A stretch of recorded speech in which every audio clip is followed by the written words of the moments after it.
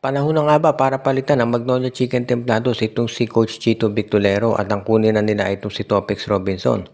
Yan ngayon ang tanong ng karamihan dahil nung nagsimula itong conference, marami nagsasabi na itong Magnolia ay dumakas na dahil nakuha nga nila si Xavier Lucero. Pero ang ginawa ng SMC, dinagdag pa si William Navarro dyan. Maraming naniwala nung itong si William Navarro ite-trade sa San Miguel o sa Hinebra ito mapupunta. Pero nung bandang huli, binigay ito dito sa Magnolia Chicken Templados. At ang ibig lang niya sabihin, mukhang seryoso talaga ang management na palakasin itong lineup ni Coach Chito Victolero. At ganyan nga ang nangyari. Nakuha nila si Navarro at si Lucero. Pero ano naging resulta? Dalawang sunod na talo dito sa Hinebra at sa NLEX. Medyo masakit pa yung huling pagkatalo nitong Magnolia dahil itong laban nila sa Index, tumamang sila ng halos 20 nitong first quarter pero nahabol at natalo sila nitong si Bolik at ni Coach Jongwei Chico. Marami nga na nagsasabi na hindi na yung players ang problema dito sa Magnolia kung hindi yun ng coach. Dahil binigay na ni Francis Chua yung mga pyesa na kinakailangan ng Magnolia para manalo. Pero ang naging resulta mukhang babagsak pa sila dito sa standings. Ngayon ang nakikita natin, mawawala yung nawala na yung number 1 position dito sa Magnolia at nasa index na. Plus ang San Miguel, medyo magaan yung schedule nila so malamang tataas din to sa standings. Kaya nga iyan ngayon ang pinoproblema ng Magnolia. At sabi ng iba, panahon na para palitan talaga itong si Coach Chito Victolero dahil lumalabas na yung katotohanan na kahit sinong player pang ilagay mo dyan ay mababaliwala din dahil mukhang ang kinakailangan talaga nila ay kumuha ng panibago ng coach.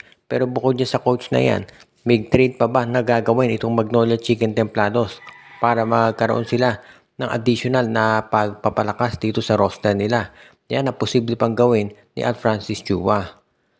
Samantala naman itong Converge Fiber Xers ay isa pa ito sa mga teams na napapabalita na magkakaroon ng coaching change. Alam naman natin ang Converge ngayon ay kinakailangan ng stability pero mukhang yan ang nawawala sa kanila. Ever since nung nawala ito si Charles Chu at yung grupo ni Jacob Lau dyan sa Converge, medyo sabi nga nila parang nagkawindang-windang na itong Fiber Xers. Dahil bigla nila tinrade dito si Jordan Heading para dito kay Mikey Williams. Okay na player naman si Mikey pero ito ay 34 years old na. Si Jordan Heading ay 29 pa lamang. So ibig sabihin nakalamang dito TNT tropang giga. Plus ito si Heading ay pumirma na ng kontrata dito sa TNT samantalang si Mikey uniform players contract pa lamang. Ibig sabihin yung rights niya ay nandito sa Converge pero officially wala pa siyang kontratang pinipirmahan. At matagal na hindi nakapag-basketball ito. Bukod dito sa sitwasyon kay Mikey at yung balita nga na pagpapapalit ng coach, alam natin na mayroon pa rin mga players ng Converge na baka gusto na rin lumagpalipat ng team. Kaya naman kung ikaw talaga itong Fiber Xers, kinakailangan maayos mo ng mabuti yan. Alam natin maraming mga iba pang mga coaches na available na pwede nilang kunin katulad nila Alex Compton at si Chris Gavina at dyan sa collegiate ranks marami naman dyan. May budget naman ang Converge para kumuha ng mga quality coaches pero ang balita if ever mapapalitan itong si Franco Atienza baka ang ilagay na dyan talaga si Delta Pineda.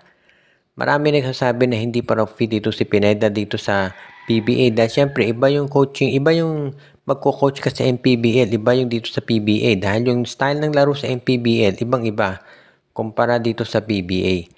Kaya nga abangan natin kung ito nga si Delta Pineda ang tuluyang magiging bagong coach ng Converge o kung magkukuha sila ng iba pa.